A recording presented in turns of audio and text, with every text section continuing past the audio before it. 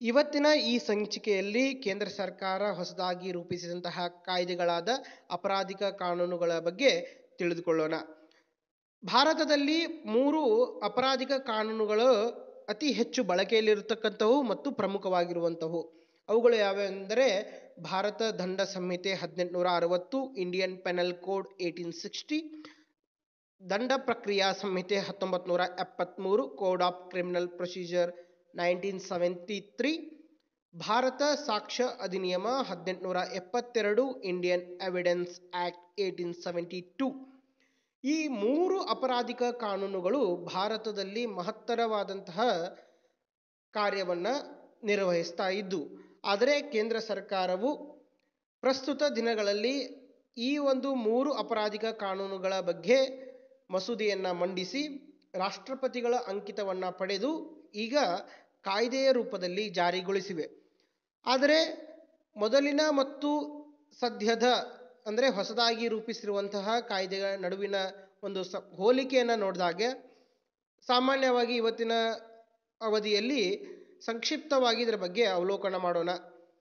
ಮೊದಲೇ ಭಾರತ ದಂಡ ಸಂಹಿತೆ 1860 ಇದು 576 ಸೆಕ್ಷನ್ಗಳನ್ನು ಒಳಗೊಂಡಿತ್ತು. ಆದರೆ ಸದ್ಯ ಜಾರಿಗೊಳಿಸಿರುವಂತಹ ಕಾಯ್ದೆಯಲ್ಲಿ ಭಾರತೀಯ ನ್ಯಾಯ ಸಂಹಿತೆ ಎಂದು ಹೆಸರಿಡಲಾಗಿದೆ. ನಂತರ ಅದರಲ್ಲಿ 356 ಸೆಕ್ಷನ್ಗಳಿವೆ.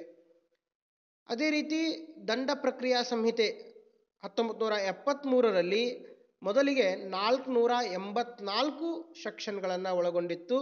ಆದರೆ ಸದ್ಯ ಸರ್ಕಾರ ಜಾರಿಗೊಳಿಸಿರುವಂತಹ ಭಾರತೀಯ ನಾಗರಿಕ ಸುರಕ್ಷಾ ಸಂಹಿತೆ ಅಲ್ಲಿ 533 ಸೆಕ್ಷನ್ಗಳನ್ನು ಒಳಗೊಂಡಿದೆ.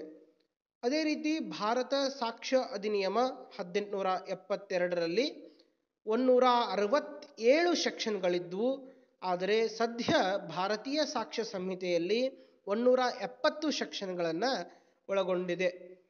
ಇದೆಲ್ಲವನ್ನು ನೋಡಿದಾಗೆ ಅಪರಾಧಿಕ ಕಾನೂನುಗಳ ಒಂದು ಜಾರಿಗೊಳಿಸುವಿಕೆ ಅವಶ್ಯವಾಗಿತ್ತೆ ಅಥವಾ ಈ ಸದ್ಯದ ಪರಿಸ್ಥಿತಿಯಲ್ಲಿ ಅದರ ಒಂದು ಅವಶ್ಯಕತೆ ಇದ್ದಿದ್ದಿಲ್ಲ ಎನ್ನುವಂತಹ ಪರ ವಿರೋಧವಾದಗಳು ಸದ್ಯದಲ್ಲಿಯೂ ಕೂಡ ಪ್ರಾರಂಭದಲ್ಲಿವೆ.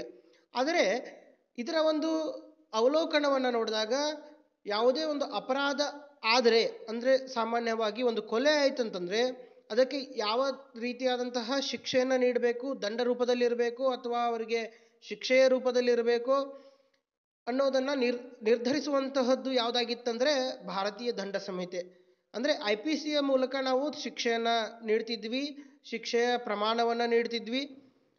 ಅದೇ ರೀತಿ ನಾವು ದಂಡ ಪ್ರಕ್ರಿಯಾ ಸಂಹಿತೆಯಲ್ಲಿ ಆ ಒಂದು ಪ್ರಕರಣ ಯಾವ ರೀತಿ ಮುಂದುವರ್ಕೊಂಡು ಹೋಗಬೇಕು ಅನ್ನೋದ್ರ ಬಗ್ಗೆ ತಿಳಿಸಲಾಗುತ್ತಿತ್ತು. ಅದನ್ನು ನಾವು ನೋಡಿದಾಗೆ ಭಾರತ ಸಾಕ್ಷ್ಯ ಅಧಿನಿಯಮ 1872ರಲ್ಲಿ ಏನು ಹೇಳ್ತಿತ್ತಂದರೆ ಯಾವ ರೀತಿಯ ಆಧಾರದ ಮೇಲೆ, ಸಾಕ್ಷಿಗಳ ಮೇಲೆ ಅವರಿಗೆ ಈ ಒಂದು ಶಿಕ್ಷೆಯನ್ನು ಕೊಡಬೇಕು ಅಥವಾ ಅವರು ಅಪರಾಧವನ್ನು ಮಾಡಿದಾರೋ ಇಲ್ಲೋ ಎಂಬುದನ್ನು ತಿಳಿದುಕೊಳ್ಳುವುದಕ್ಕಾಗಿ ಭಾರತ ಸಾಕ್ಷ್ಯ ಅಧಿನಿಯಮವನ್ನು ನಾವು ನೋಡ್ತಿದ್ವಿ. ಆದರೆ ಸದ್ಯದ ಸಾಮಾಜಿಕ ಪರಿಸ್ಥಿತಿ, ಸದ್ಯದ ಸಮಾಜದಲ್ಲಿರ್ತಕ್ಕಂತಹ ಕೆಲವೊಂದಿಷ್ಟು ದುಷ್ಕೃತ್ಯಗಳು, ನಂತರ ಸದ್ಯದಲ್ಲಿ ಭಾರತದಲ್ಲಿರ್ತಕ್ಕಂತಹ ಆಗು ಹೋಗುಗಳನ್ನು ಅವಲೋಕಿಸಿ ಹೊಸದಾಗಿ ಅಪರಾಧಿಕ ಕಾನೂನುಗಳನ್ನು ಕಾಯ್ದೆಯ ರೂಪದಲ್ಲಿ ಜಾರಿಗೆ ತರಲಾಗಿದೆ. ಇವುಗಳಲ್ಲಿ ಅನೇಕ ಬದಲಾವಣೆಯನ್ನು ಮಾಡಿದೆ.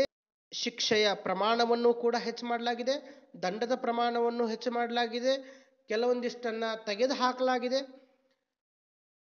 ಹೀಗಾಗಿ ಈ ಒಂದು ಹೊಸದಾಗಿ ಬಂದಿರುವಂತಹ ಕಾನೂನುಗಳು ಸದ್ಯದ ಅವಧಿಯಲ್ಲಿ ಅತ್ಯಂತ ಮಹತ್ವವಾಗಿದ್ದಾವೆ ಅನ್ನೋದನ್ನು ನಾವು ನೋಡಬೇಕಾಗುತ್ತೆ. ಮುಂದಿನ ವಿಡಿಯೋದಲ್ಲಿ ಪ್ರತಿಯೊಂದರ ಬಗ್ಗೆ ಸಂಪೂರ್ಣ ಮಾಹಿತಿಯನ್ನು ತಿಳಿದುಕೊಳ್ಳೋಣ. ಈ ರೀತಿಯ ಮಾಹಿತಿಗಳಿಗಾಗಿ ವಿಧಿ ಕನ್ನಡ ಚಾನಲ್ನ ಶೇರ್ ಮಾಡೋಣ ಮತ್ತು ಸಬ್ಸ್ಕ್ರೈಬ್ ಮಾಡೋಣ. ನಮಸ್ಕಾರ.